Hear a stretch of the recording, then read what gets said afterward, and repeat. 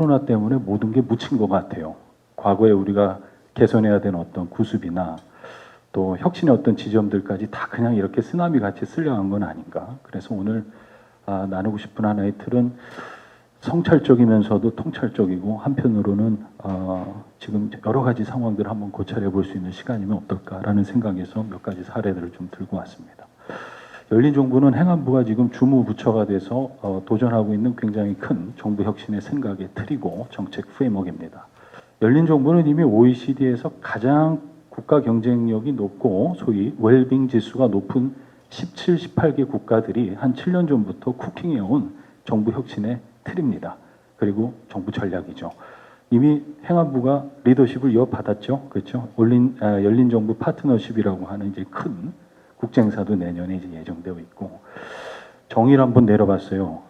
열린정부라는 거는 투명성, 책무성, 청렴성, 정부 신뢰, 공공소통, 시민 참여, 여러분들이 국정 운영에 필요한 정책과 서비스를 디자인하실 때 가장 많이 사용하시는 컨셉들이죠. 그렇죠? 우리나라는 이미 이렇게 리폼이 되어 있습니다. 포스트 코로나가 이렇게 큰 상흔을 남기지 않고 전 세계에서 각광받는 성공 사례가 될 수 있었던 것은 이런 컨셉들이 서비스로 내재화돼서 국민의 삶 속에서 체험적으로 작동된 게 가장 큰 성과인 것 같아요. 저는 ICT가 뛰어나다, 인프라가 뛰어나다, 데이터가 뛰어나다, 플러스 알파로 그 이상의 가치는 시민과 정부가 데이터와 소통과 플랫폼과 여러 가지 공적, 사적 기제를 갖고 상호작용을 했다라는 거. 그 안에서 경제적, 사회적 자본이 작동했다는 거. 이런 게 굉장히 큰 가치인 것 같아요. 빨간색을 쳐놨어요. 이게 앞으로 여러분들이 관심을 가져주셨으면 하는 컨셉이에요. Public, Private, People, Place Partnership이라는 게 앞으로 이제 굉장히 중요한 포스트 코로나 이후의 도전 과제인 것 같아요. 4P까지는 친숙하시죠? 그렇죠? Public, Private, People Partnership까지는 이제 Place도 중요해요. 4차 산업혁명 시대로 오면 Physical, Virtual, 그 다음에 Emotional 이런 것들이 다 혼재되어 있는 세계로 넘어와요. 앞으로 정부도 이러한 부분에서 서비스 경계가 다 허물어질 겁니다. 어디까지가 정부의 역할이고 어디까지는 민간의 역할인지 규정하기도 어렵고 답을 내기도 어려운 시대로 갈 거예요. 그리고 시민들과 기업과 글로벌은 계속 여러분들한테 물을 겁니다. 질문할 거고요. 여러분들은 답하셔야 돼요. 그러나 매뉴얼에 없어요. 아는 교수님께 전화 걸어도 답을 내기가 어려워요. 산하 국책기관에 용역을 줘도 빠른 시일 내에 답을 낼 수가 없을 겁니다. 다 새로운 것들이에요. 매우 도전적이고 즉흥적이거나 이례적인 감각이나 지식 갖고 답변하시면 위험한 상황들도 많아요. 그걸 이제 뉴노멀이라고 하죠. 플레이스가 앞으로 굉장히 중요해요. 저는 이런 관점에서 앞으로 행정안전부의 역할이 더욱더 중요한 것 같습니다. 왜? 지역이라고 하는 거버넌스와 정부와 시민을 정책과 서비스를 통해서 만나고 계신 가장 중요한 부처라는 생각이 듭니다. 열린정부는요, 오픈 거버먼트 파트너십이라고 하는 큰 국제기구에서 시민사회단체들이 모여있죠. 여기서도 강조하고 있는 중요한 원리입니다. 거버넌스를 향상시키고 문제를 해결하기 위해서 다음과 같은 공공가치를 강조합니다. 정보를 공유하고 시민 참여를 하고 공적 책무성을 증강시키고 테크놀로지와 혁신을 활용하자. 우리나라가 항상 이런 컨셉들을 접할 때는 좀 분절적이고 미시적이고 분석적으로 항상 이렇게 보는 것 같아요. 그냥 이야기가 좋게 이렇게 하나하나 끊어서 접하시는데 이거 네 개는요, 하나예요, 하나. 네 가지가 한꺼번에 작동이 되지 않으면 열린정부 파트너십 구현이 어렵습니다. 정보를 디지털로, 혁신으로, 테크놀로지로 전달을 해야겠죠.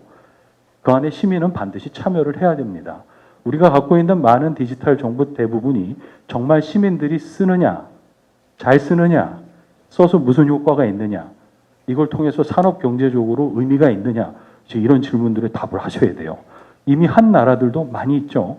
얼마 전에 디지털 정부 혁신이라고 해서 상당히 이제 큰 변화를 맞이하신 걸 보고 굉장히 고무적이었습니다. 영국은 7, 8년 전에 이미 했어요. 예. 그리고 영국은 이를 하기 위해서 KPI를 만들어서 쓰지 않거나 새로운 데이터 경제 시대에 충족될 만한 역할이 안 되는 웹사이트, 디지털 서비스, 모바일 서비스 구조 조정을 해요. 한 벌써 7년 전 일이에요. 여러분들이 앞으로 접하셔야 될 새로운 과제일 수도 있습니다. 활용하지 않으면, 쓰지 않으면, 채택하지 않으면 효과가 나오질 않아요. 저는 코로나 이 시대에 우리나라가 가장 큰 도전과 발견을 한 건 시민들이 썼다는 거예요.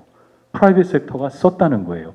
여러분들이 만들어 두신 인프라, 서비스, 정책, 데이터 여러 가지 혁신 기제들을 썼다라는 겁니다.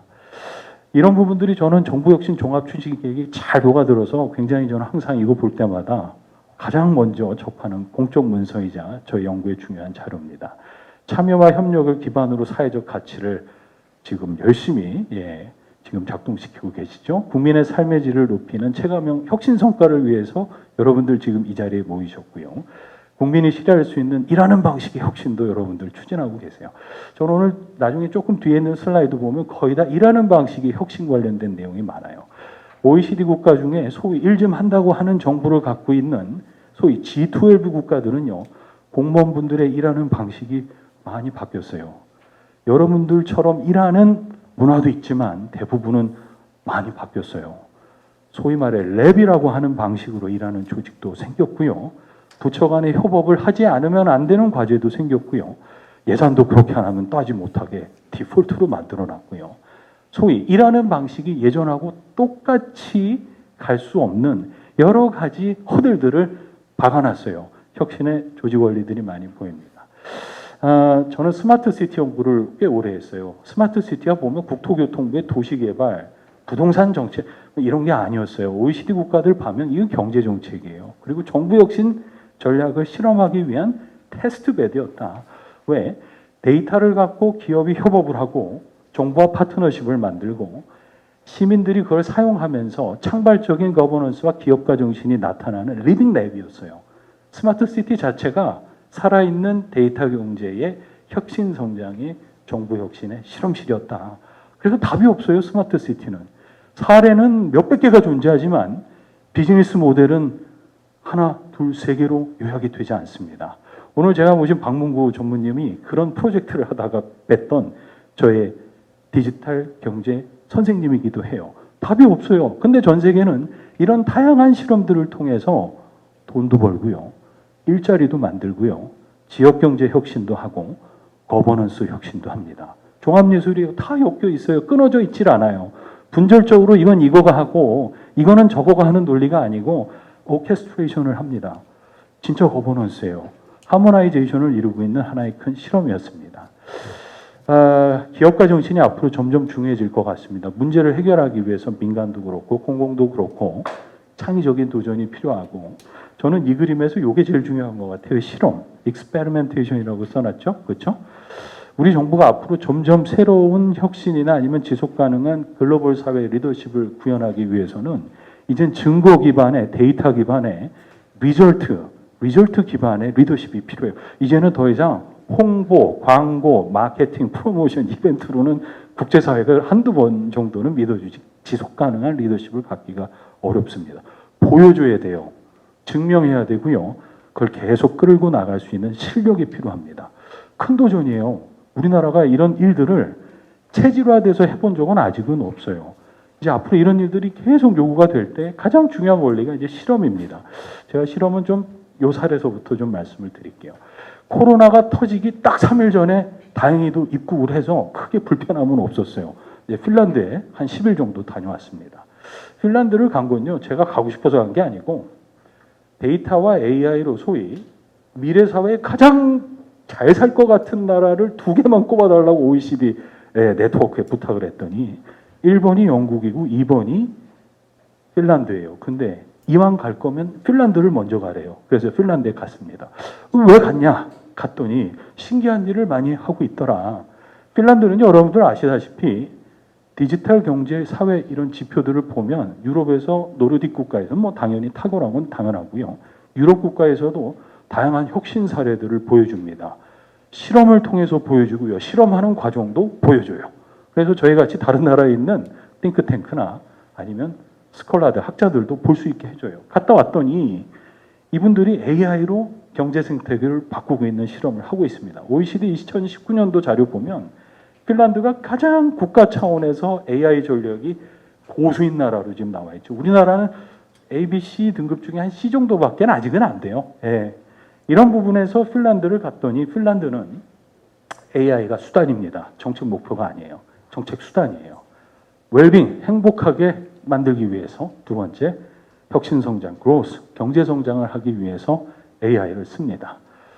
이분들의 철학은 좀 독특해요. 국가가 국민을 행복하게 해주는 게 가장 큰 정책 목표이고 정부 행위의 원리입니다. 이 슬라이드를 하나를 제가 사진을 찍어서 그대로 그려왔어요. 봤더니 왼쪽 편으로 AI를 써야 되는 이유, 효율성 높은 정부를 운영하겠다. 돈 아껴 쓰겠다는 얘기예요. 돈 좀 그만 쓰고 내지는 좀 아껴 쓰고 양질의 서비스 제공하겠다. 왜? 시민들과 third sector, 제3세계가 아는 거예요. 돈 이렇게 많이 쓰고 우리한테 해주는 서비스의 질, 만족도 이런 부분들에 대해서 계속 공격적으로 질문해 옵니다. 오른쪽으로 가면요. 컴페티티브 비즈니스죠. 데이터 경제, 미래 사회 앞으로 점점 다가오는 건 AI가 이제 지배할 거예요. 물론 AI가 지배하는 정부는 AI가 지배하는 시장은 데이터가 가장 중심이 되겠죠. 자, 핀란드는요. 이미 데이터 관련돼서 논의가 잘 정리가 돼 있어요. 슬라이드 한 3개 정도 넘기면 페어 데이터 이코노미라고 해서 데이터 경제 관련된 그들만의 거버넌스 원리를 구축을 했고요. 3년 정도의 긴 수기 과정을 거쳐서 나름대로의 컨센서스가 끝났어요. 이제 우리나라는 데이터 3법 통과돼서 데이터청 관련된 논의로 막 달리고 있죠. 좀 느려요. 이미 핀란드는 이 게임은 끝났습니다. 이제 실험으로 들어가는 과제에 있는데 플랫폼이라고 하는 이제 테크닉을 써서 열린 정부라고 하는 틀로 일단 정부 조직 개편을 한번 해놓습니다. 정부가 AI 중심의 사회를 만들기 위해서 뭔가 변화가 필요했나 봐요. 그 변화를 위해서 열린 정부라고 하는 컨셉을 갖고 필요한 기능들을 재분류, 재해서 재결합하는 과정들을 거쳐서 특이한 일을 하나 이제 만들게 됩니다. 핀란드는요, 재정부, Ministry of Finance 안에 거버넌스 관련된 부서도 있고요. 지방정부 관련된 부처도 있고요. 퍼블릭 섹터 ICT라고 하는 ICT 고유의 그런 업무도 여기에 통합시켜 놓습니다. 왜 그랬냐니 데이터 경제를 실험하기 위해서 정부가 가장 애자일하게 바뀌어야 될 필요성을 느낀 거고요. 애자일한 것뿐만이 아니라 실험을 좀 해봐야 되는 거예요.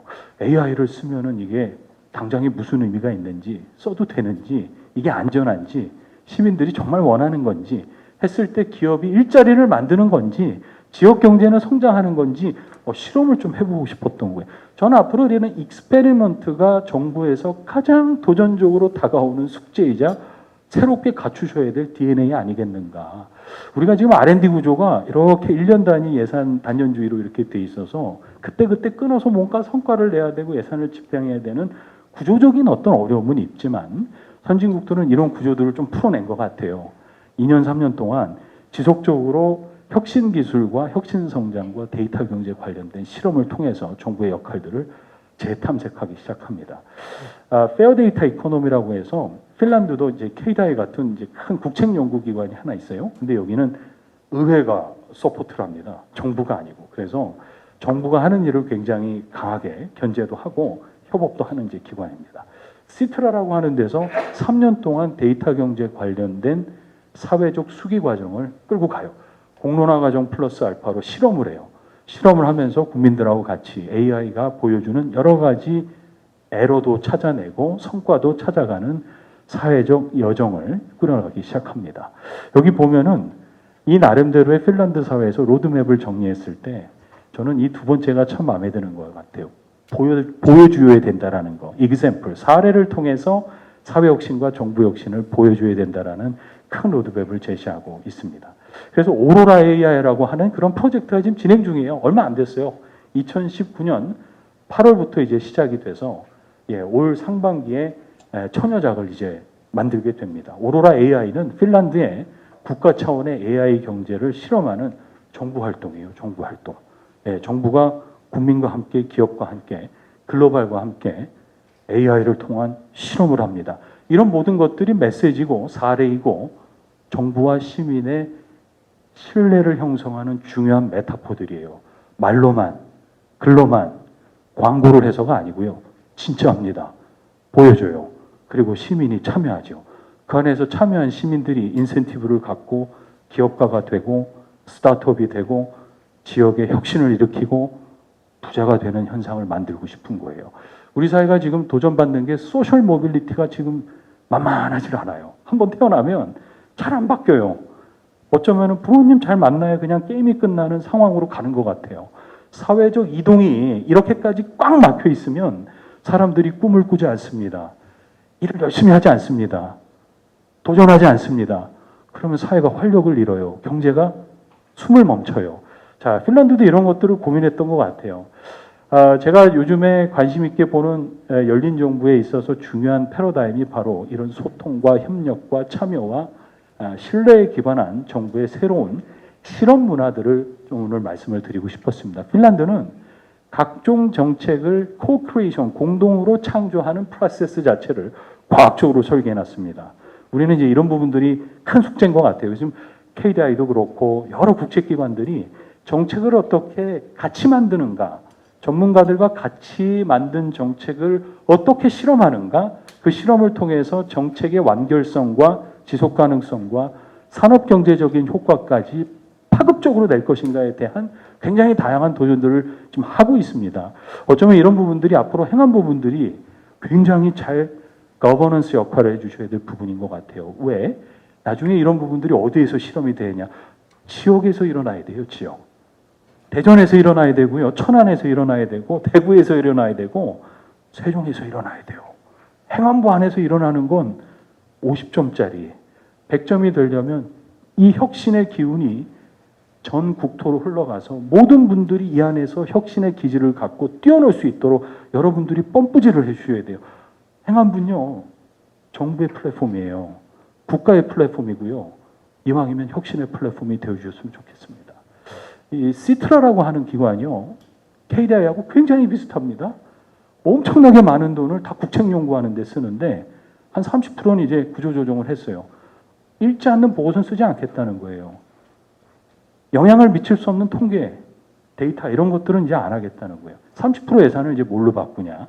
시민과 정부와 기업의 익스페리멘테이션을 하는 이런 혁신 랩 활동으로 구조조정을 했습니다. 그래서 작년 12월부터 예산을 이제 편성을 다시 바꿔서 핀란드 사회는 시민성 제고와 사회 문제 해결 방안을 수립하고 지역사회의 혁신 플랫폼에 실질적인 방법론과 이벤트를 제공하는 에이전시로 바뀌었어요. 다양한 일을 합니다. 코로나가 아니었으면 올해 이 기관을 꼭 좀 세종시에 인바이트 하려고 했어요. KDI가. 어떻게 일해야 되는가 좀 묻고 싶었죠. 이 실험들은 어디서 하냐? 헬싱키에서요, 진짜. 예. 이거 수도니까 이렇게 되겠죠. 근데 작아요. 핀란드 한번 다녀오시면요, 헬싱키라고 그러면 대전만 해요. 예. 근데 이제 캐피탈이니까 모든 실험들 할 수 있어요. 작은 나라는. 자, 여기 보면은 헬싱키 안에서 굉장히 다양한 R&D나 혁신이나 테스팅이나 새로운 아이디어들 누구랑 하냐? 프라이빗 섹터와 글로벌 기구하고 같이 해요. 이런 일을 하면서 핀란드는 이제 새로운 도전을 하는데 그 중에 헬싱키의 역할은 플랫폼이 되겠다는 거예요. 플랫폼. 핀란드의 플랫폼, 그건 헬싱키고요. 이걸로는 성에 안 차는 거예요. 전 세계 경제의 플랫폼이 되고 싶은 게 핀란드와 헬싱키의 목적이에요. 누구든지 오라 이거예요. 예. 일할 수 있는 자유 누구든지 와라 해서 혁신을 만들자. 굉장합니다. 코로나 이전이어서 엄청나게 많은 혁신 기업들이 여기서 실험을 하는 걸 봤어요. IBM, 구글, 시스코, 토요타 같이 해요. 이런 경제 특구들을 만들어 가면서 현재 실험을 하고 있습니다. 6개 특구가 여기는 행안부가 역할을 하는 건 아니고 미니스트리 오브 파이낸스가 이 특구 전략을 만들어서 이 안에서는 창의적이고 창발적인 혁신 기업가들이 정부와 실험을 할 수 있는 컬처를 만듭니다.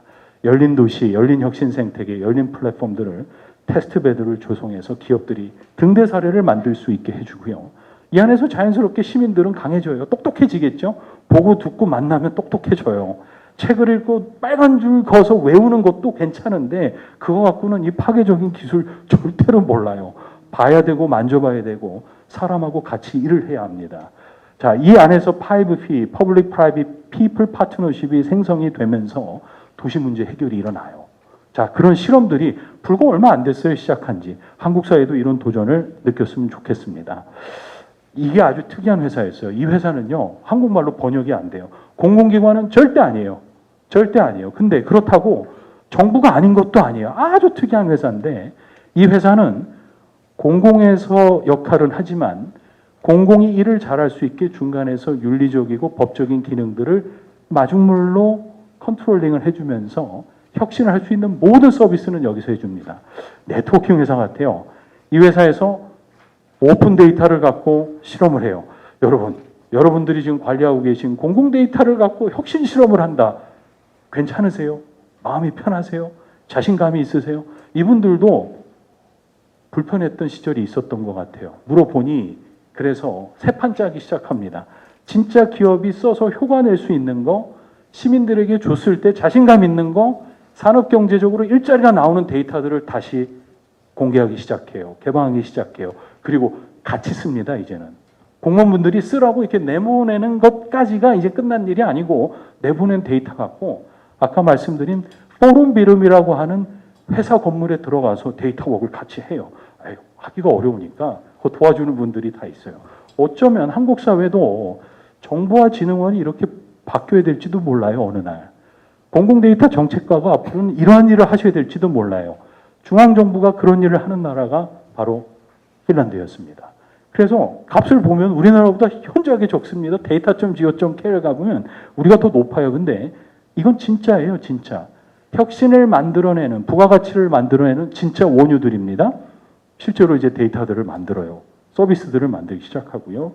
3D 관련된 다 우리나라도 지금 하고 있는 일들입니다. 근데 그 안에 속성된 내재되어 있는 혁신의 원리는 5P예요. 퍼블릭과 프라이빗과 피플과 플레이스가 같이 움직입니다. 자, 이런 어떤 여러 가지 이벤트들을 보면서 제가 이 사진 하나 찍어 왔어요. 여기 있는 분들이 무슨 콘서트를 보는 게 아니고 거의 대부분이요. 공직자 아니면 저널리스트 아니면 혁신가들, 스타트업들 또는 학자들이요. 예, 모여서 다양한 사례들을 공유하기 시작합니다. 자, 어떻게 공공 문제를 해결했는지 사례 연구를 하고 사례 발표를 하기 시작해요. 근데 이 행사를 보니까 공직자분들이 꽤 돼요. 네덜란드, 핀란드, 노르웨이, 덴마크, 스웨덴에서 소위 공공기재를 갖고 혁신과 기업가 정신을 만들었던 분들의 생생한 스토리들을 여기에서 담론 형태로 풀어냅니다. 이거는 나중에 꼭 좀 한번 가보세요. 나중에 코로나가 풀리면 휴가 가실 때 이 코스를 한번 짜서 한번 갔다 오시면 좋겠어요. 너무나 재밌는 얘기들이 많아요. 단순히 국책보고서에서 사례집으로 묶은 거하고는 차원이 다른 얘기들이 여기 있었다. 그리고 그런 일을 하셨던 분들을 좀 만나보셨으면 좋겠어요. 실제 혁신의 주인공들이 있습니다. 헬싱키는요, 그들의 지속가능한 발전을 위해서 기후 문제를 아예 그냥 드러내놨습니다. 앞으로는 자기네 기후 문제를 다른 나라의 혁신가들이 와서 해결하게끔 해버렸어요. 그래서 헬싱키 챌린지 에너지 관련된 여러 프로젝트들이 앞으로 나옵니다. 한 30억 정도의 큰 규모의 이제 프로젝트인데, 예, 세계의 어떤 혁신가들도 참여할 수 있는 개방형 플랫폼의 글로벌 기업가 정신 프로그램입니다. 이거는 제가 지난주에 발제 자료 만들면서 OECD 통계를 이렇게 보다가 이 표를 두 개를 갖고 왔어요. 오른쪽은 핀란드고요, 왼쪽은 대한민국이에요. 보면 파란색으로 보면 우리나라가 디지털 전환 시대에 있어서 디지털을 얼마만큼 국민 행복을 위해서 잘 쓰는가에 대한 통계를 지금 이렇게 만들어 놓은 건데, 대체로 파란색이 잘하고 있는 거예요. 그 우리나라가 많죠? 더 높죠? 높은 것도 많고. 근데 저는 이제 빈칸만 좀 이렇게 봤어요. 우리나라 여기 보면 여기 비어 있어요. 이게 뭐냐? 거버넌스와 시빅 인게이지먼트예요. 그러니까 우리나라는 정부가 아직 시민과 디지털과 플랫폼과 모바일과 ICT를 통해서 뭔가 인게이지먼트 하는 부분들은 더 필요한 것 같아요. 물론 코스트 코로나가 여러분들께 큰 등대 사례가 됐고요. 시민들이 여러분들이 제공한 데이터를 갖고 여러 가지 혁신 기술들을 갖고 셀프 프로텍션도 하고 코로나 위기를 이겨냈죠. 이런 부분들이 앞으로 우리가 좀 만회했으면 좋겠다 하는 시사점을 주는 하나의 통계였습니다. 제가 대학교 때 본 책인데 귀결하는 어떤 슬라이드 한 장을 만들 때 이게 좋을 것 같아서 그냥 카피해 갖고 왔어요. 성공하는 사람들은 습관이 있죠. 그렇죠? 제일 무서운 겁니다. 사회심리학에서 얘기하면 습관은요, 오토매틱 프로세싱이에요. 그냥 자동으로 하는 겁니다. 이거만큼 강한 건 없어요. 뭐 생각을 하고 굉장히 고민하고 이런 거보다 가장 강력하고 빠른 건요, 습관이에요. 그냥 습관은 순식간에 훅 나오는 거죠. 그렇죠? 국가, 그 정부, 사회도 성공하기 위해서 습관이 필요합니다. 어쩌면 이런 습관을 재설계하고 선택을 리디자인해 주는 게 앞으로 정부의 중요한 너치겠죠. 7가지 습관 중에 저는 빨간색만 좀 정의를 해봤어요. 보면 이 책에서 프론트 페이지에 공동체가 승리하기 위해서 상호 호혜로운 거래 구조를 설계할 것을 이제 제안을 합니다. 여러분들 시민과 일을 하실 때 또 다양한 공동체와 일을 하실 때 양자가 승리할 수 있는 거래 구조를 보다 전략적으로 고민하셨으면 좋겠습니다. 지금도 굉장히 창의적이고 도전적인 아이디어가 있지만 앞으로 데이터나 혁신 성장을 위해서 보다 상호 간의 호혜로운 거래 구조가 설계됐으면 좋겠습니다. 시너지를 만드는 부분, 이게 바로 협력적 거버넌스의 또 다른 레토릭이겠죠. 그렇죠? 서로 윈윈할 수 있는 구조 안에서 협력을 만들 수 있는 시너지 창출의 데이터 거버넌스, 디지털 거버넌스, 정책 거버넌스를 부탁을 드리고 싶습니다. 그리고 오늘 이 자리에 모이신 여러분들 끊임없이 혁신을 위해서 샤프닝에 도전해 주시고 성과를 만들어 주시길 바랍니다. 우리나라가 포스트 코로나 때 가져야 될 큰 이제 위상이 생겼어요. 국격과 국익과 국력이 좀 판이 많이 달라졌죠. 부담이기도 하지만 한편으로는 운명이기도 합니다. 여러분들 손에 달려 있는 국가의 혁신의 운명, 여러분들 성공적인 공직 생활을 통해서 한국과 경제와 우리 시민들이 성공할 수 있도록 많이 도와주시기 바랍니다. 감사합니다.